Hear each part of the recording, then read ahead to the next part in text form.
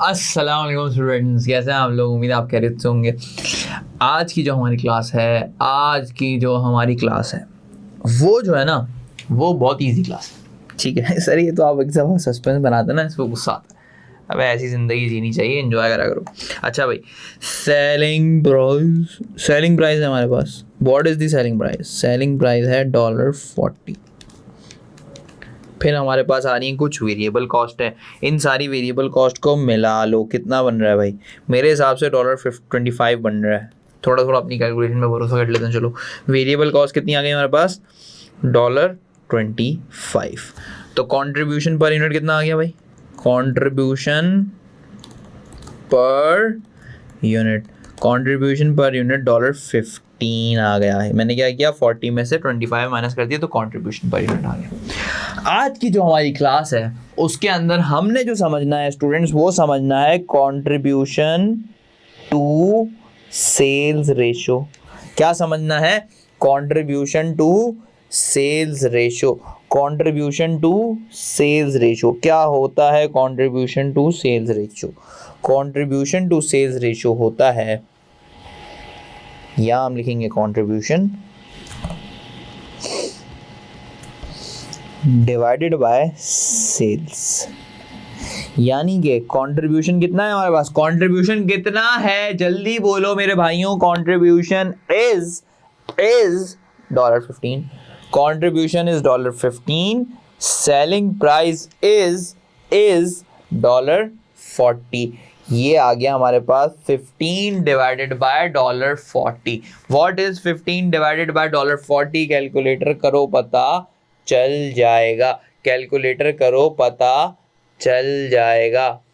अभी करते हैं भाई।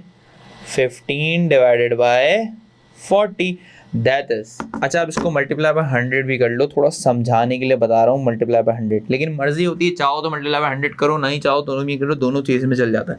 मल्टीप्लाई बाय 100 कर दिया मैंने, ये आ रहा है 37.5%। क्या आ रहा है ये? 37.5%।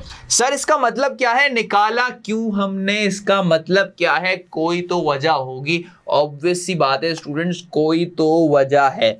अब मैं आपको बताता हूं वो वजह, क्यों निकाला हमने इसको। ये क्या बता रहा है? ये क्या बता रहा है?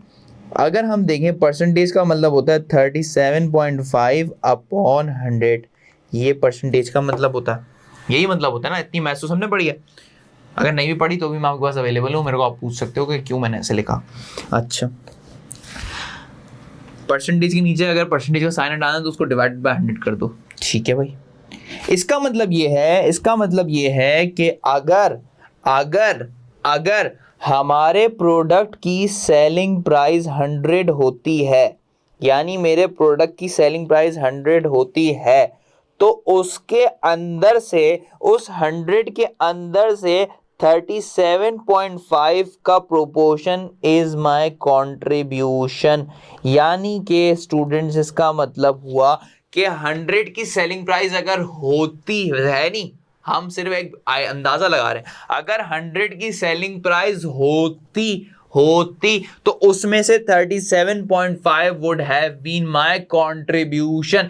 ये एक अंदाजा होता है कि हम अपनी सेलिंग प्राइस में से कितना कंट्रीब्यूशन ले रहे हैं, हमारी सेलिंग प्राइस में से कितना कंट्रीब्यूशन बन रहा है। टेक्निकली हम ये समझना चाह रहे होते हैं कि हमारी सेलिंग प्राइस में से कितना कंट्रीब्यूशन आ रहा है। अच्छा, इसका दूसरा तरीका क्या था? पहला तो था परसेंटेज के हिसाब से रिप्रेजेंट कर लो, और अगर बिना परसेंटेज के हिसाब से रिप्रेजेंट करोगे तो उसका आंसर क्या होगा? डेसिमल्स में होगा। क्या होगा डेसिमल्स में? अंदर 15 डिवाइडेड बाय 40। क्या होगा students? 15 divided by 40। 15 divided by 40 that is 0.375। और किसी भी नंबर के नीचे अगर कुछ भी नहीं होता स्टूडेंट्स, किसी भी नंबर के नीचे कुछ भी नहीं होता तो $1 होता है। क्या होता है? $1 होता है।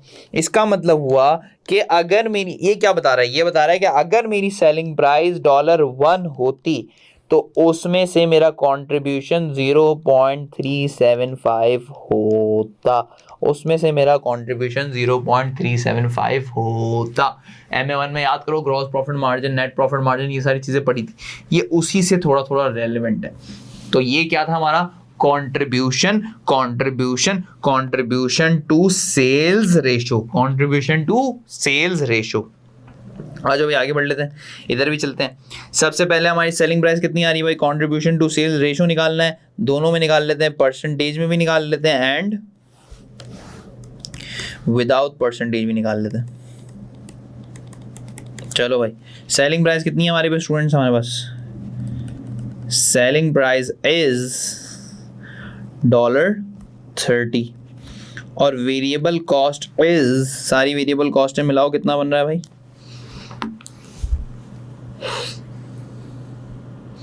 6 + 7 + 5 दैट इज $18।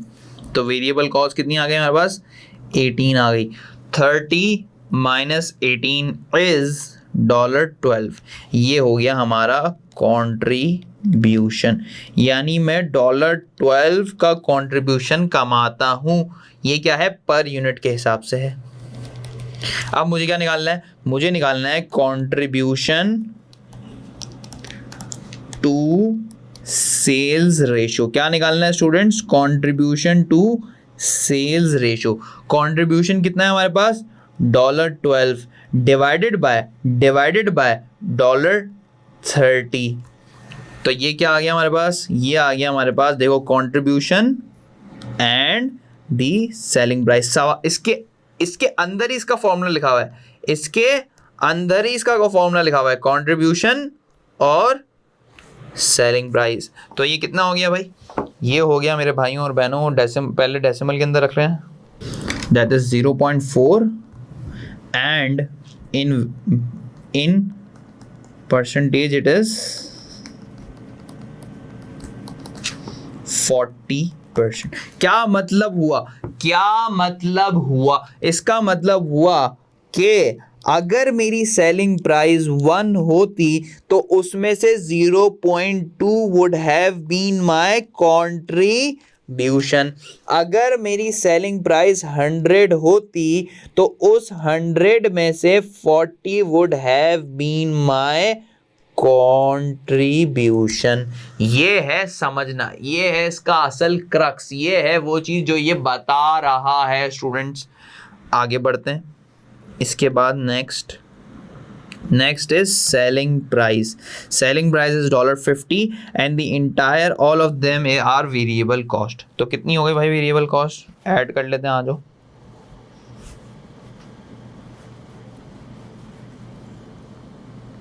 $14 + 10 + 6 that is $30। अब खुद भी निकालने की कोशिश करो, आसान सा ही है, कोई मुश्किल तो नहीं है।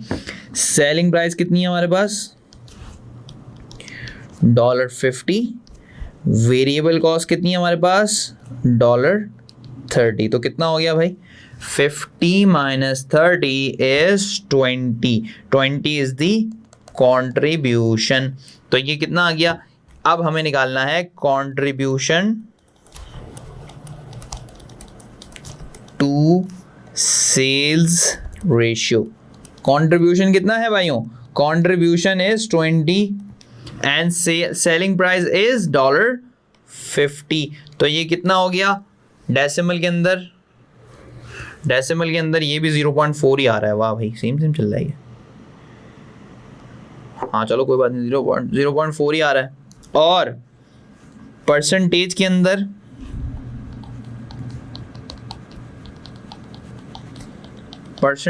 अंदर ये है 40%।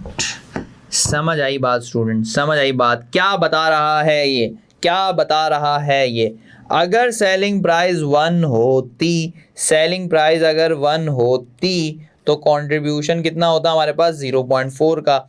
सेलिंग प्राइस अगर 100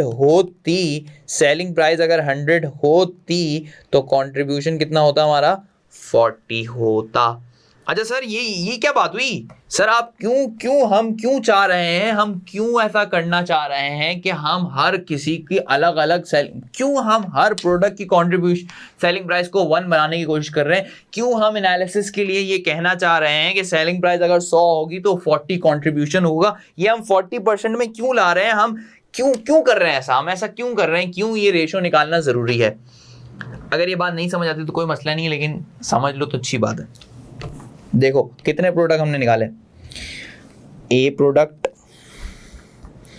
B product and that is C product. अब इन सब के मैं कंट्रीब्यूशन एक जगह पे लिख लेता हूं, ए बी एंड सी। ए का क्या भाई, ए की सेलिंग प्राइस देखो ले ली यहां पे, ए की सेलिंग प्राइस है हमारे पास 40, वेरिएबल कॉस्ट इज 25, तो कितना हो गया ये हो गया 15। बी के केस में क्या था, और इसका कंट्रीब्यूशन क्या आ रहा था हमारे पास, कंट्रीब्यूशन टू सेल्स रेशो हमारे पास आ रहा था स्टूडेंट्स 37.5%, और उसमें कितना आ रहा था, उसमें आ रहा था 0.375। नेक्स्ट केस बी में क्या सीन था, बी में था 30 into 18 that is 12, 30 into 18 that is 12, और हमारे पास सी एस रेशो कितना बन रहा था, इसका बन रहा था 40%, और इसका भी बन रहा था कितना स्टूडेंट्स 40%। सी के अंदर देखो, सी के अंदर हमारा 50 - 30 दैट इज 20, और रेशो हमारा बन रहा था 40% और 40%। अब आप देखो खुद, इससे बताओ सबसे अच्छा प्रोडक्ट कौन सा है, सबसे ज्यादा प्रोडक्ट कौन सा अच्छा कंट्रीब्यूशन बना रहा है इन रिस्पेक्ट ऑफ सेल्स। देखो अगर गौर से, या इन दोनों को कंपेयर करते हैं, किसको कंपेयर करते हैं, इन दोनों को। अगर हम कंट्रीब्यूशन पर यूनिट देखें तो कंट्रीब्यूशन पर यूनिट तो 15 वाला ज़्यादा बना रहा है, लेकिन कंट्रीब्यूशन टू सेल्स रेशियो 40% है इसका मतलब हुआ कि ये अपनी सेलिंग प्राइस से ज़्यादा कंट्रीब्यूट करके दे रहा है, यानी 40% ऑफ द सेलिंग प्राइस को कंट्रीब्यूट करके दे रहा है। अगर मैं बोलूं मेरे हिसाब से सबसे अच्छा बंदा इन रेशियोज के अंदर ये है, फिर ये है, और फिर ये है, इवन के कंट्रीब्यूशन पर यूनिट भी ज़्यादा आ रहा है। ये क्यों किया जाता है, ये इसलिए किया जाता है ताकि हमारे पास ए बी सी इन प्रोडक्ट सबकी सेलिंग प्राइस अलग है। देखो इसकी सेलिंग प्राइस है 40, इसकी सेलिंग प्राइस है 30, इसकी सेलिंग प्राइस है 50, लेकिन जब मैंने CS रेशियो निकाला, लेकिन जब मैंने कंट्रीब्यूशन टू सेल्स रेशियो निकाला तो मैं सबको अलाइन कर दिया। मैंने सबको क्या कर दिया, अलाइन कर दिया। मैंने सबको एक ही पेज पे ले आया। मैं किस तरह सबको एक ही पेज पे ले आया, मैंने बोला इसकी भी सेलिंग प्राइस मेरे हिसाब से 100 है, इसकी भी सेलिंग प्राइस 100 है, इसकी भी सेलिंग प्राइस 100 है। अब बताओ कितना कंट्रीब्यूशन है। अगर इसकी सेलिंग प्राइस 100 करता हूं तो उसका कंट्रीब्यूशन हो जाएगा 37.5, इसकी सेलिंग प्राइस 100 करता हूं तो उसका कंट्रीब्यूशन हो जाएगा 40, इसकी सेलिंग प्राइस 100 करता हूं तो उसका कंट्रीब्यूशन हो जाएगा 40। तो कहना क्या चाह रहे हैं हम, कहना ये चाह रहे हैं कि ये इसलिए निकाला जाता है ताकि हम अलग अलग सेलिंग प्राइस वालों को, अलग अलग प्रोडक्ट्स को एक सेम पेज पर लेके आ जाएं, अलग अलग प्रोडक्ट्स को एक सेम पेज पर लेकर आ जाएं। This was the logic behind contribution to sales ratio. देखो मेरे साथ पढ़ोगे तो इंशाल्लाह आपको हर चीज़ की लॉजिक मिलती रहेगी, लेकिन एक मसला क्या है, एक मसला ये है कि हमें सिर्फ और सिर्फ पेपर के लिए सिर्फ एक चीज़ याद रखनी है, that is contribution to sales ratio, बस। What is the formula? Formula is contribution upon selling price, बस ये फॉर्मूला है, इस फॉर्मूले को याद रखना है।